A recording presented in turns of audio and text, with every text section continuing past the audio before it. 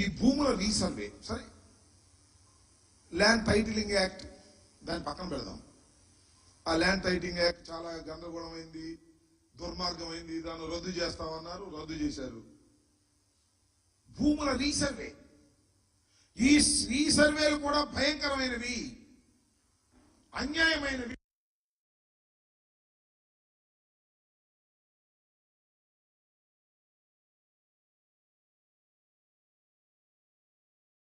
ఈ సర్వే వల్ల రైతాంగం తీవ్రంగా నష్టపోతున్నారు.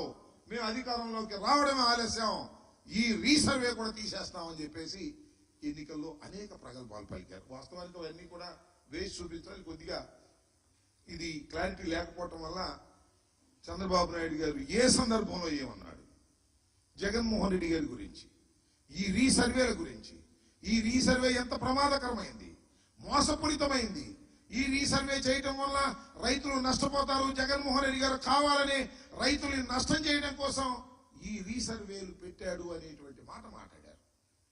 ఆయన మాట్లాడటం కాకుండా వస్తుందా, వస్తే ఒకసారి గౌరవ ముఖ్యమంత్రి నారా చంద్రబాబు నాయుడు గారు ఎన్నికలకు ముందు ఏ విధంగా ఒకసారిగా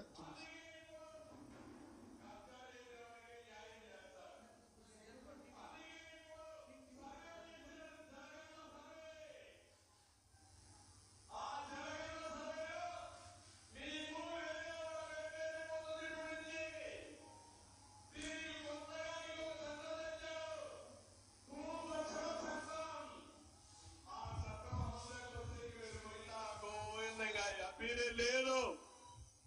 ఇప్పుడే లాయర్లు చెప్పారు, ఈ సర్వే లోపభూయిష్టం, దీని వల్ల లాభం లేదు. మీ భూమి నాదిగానో, నా భూమి వేరే వాళ్ళగానో, లేకుంటే వాళ్ళకి అవసరమైతే 22A పెట్టి ప్రభుత్వ భూములు కొట్టేసే ప్రయత్నం చేస్తున్నారు. ఈ భూరక్షణ చట్టం సమాజానికి చేటునిస్తుంది. నేను అందుకే హామీ ఇస్తున్నా, ప్రభుత్వం వస్తానే భూరక్షణ చట్టాన్ని ఆపి మీ ఆస్తులు కాపాడే బాధ్యత తెలుగుదేశం పార్టీలని చెప్పి మీకు తెలియజేస్తుంది. ఆ భూమి కూడా జాగ్రత్తగా చూసుకోండి. సర్వే అంటున్నాడు, సర్వే ఒక బోగస్ ఉంది, దీని వల్ల లాభం కంటే నష్టం ఎక్కువ ఉంటుంది. మీ భూమి ఈ వైఎస్ఆర్ దొంగలు రికార్డు వాళ్ళ పేరుతో పెట్టేసుకుంటున్నారు. అక్కడికి కుయ్యోమూరు వస్తే రాయబారాలు పెట్టి మధ్యస్థాలు చేసి సెటిల్మెంట్ కు వచ్చే పరిస్థితికి వచ్చారు. చుక్కల భూములు కూడా పెట్టిష్ట ప్రకారం లంచాల కోసం కక్కుర్తపడి డబ్బులు వసూలు చేశారు. సర్వేల్లో కూడా కావాలని చుక్కల భూములు పెట్టేసి వీళ్ళతో మాట్లాడుకుంటే మళ్ళా పేరు మార్చి అందరికి లంచాలు ఇచ్చే పరిస్థితికి వస్తున్నారు. పిచ్చ ముదిరింది, ఫ్రస్ట్రేషన్ పీక్ వెళ్ళారు. ఇవన్నీ కూడా ఎన్నికల సమయంలో ఈ రీసర్వే మీద, భూముల రీసర్వే మీద పెద్ద ఎత్తున దుష్ప్రచారం చేశారు. ఇది జగన్మోహన్ రెడ్డి గారు చేస్తున్నారనేటువంటి గందరగోళం చేసేటువంటి ప్రయత్నం చేశారు. సరే, ఈ రీసర్వే మీద గందరగోళం చేసి ఎన్నికల్లో సరే కారణాలు ఏమైనప్పటికీ వాళ్ళు గెలిచారు, అధికారంలోకి వచ్చారు. ఎన్నికలు అయిపోయిన తర్వాత కూడా 17/7/2024 భూముల రీసర్వేని నిలిపేస్తామన్నారు. అది చూడే నెక్స్ట్ ఉంటుంది. భూముల రీసర్వేని మొత్తం నిలిపివేసేటటువంటి బాధ్యత చంద్రబాబు నాయుడు గారు మీరు తీసుకుంటారని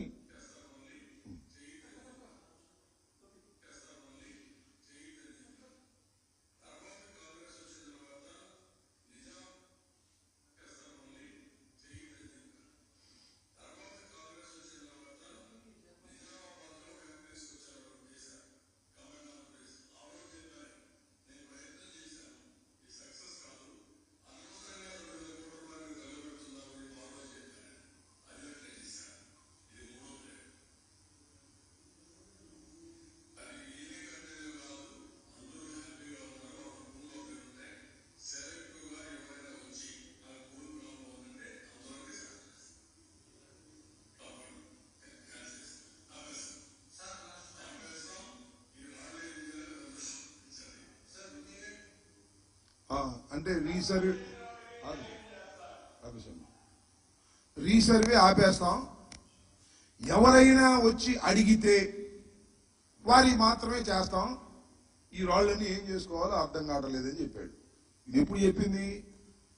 అధికారం వచ్చిన తర్వాత వైట్ పేపర్ రిలీజ్ చేసేటప్పుడు 15/7/2024 ఈనాడులో కూడా భూముల రీసర్వే నిలిపివేత అనేటువంటి హెడ్డింగ్ వచ్చింది. దాని మీద నిలబడ్డావా? జగన్మోహన్ రెడ్డి గారు ప్రారంభించినటువంటి రీసర్వే లోపభూయిష్టమైందని, రైతులకు అన్యాయం జరుగుతుందని,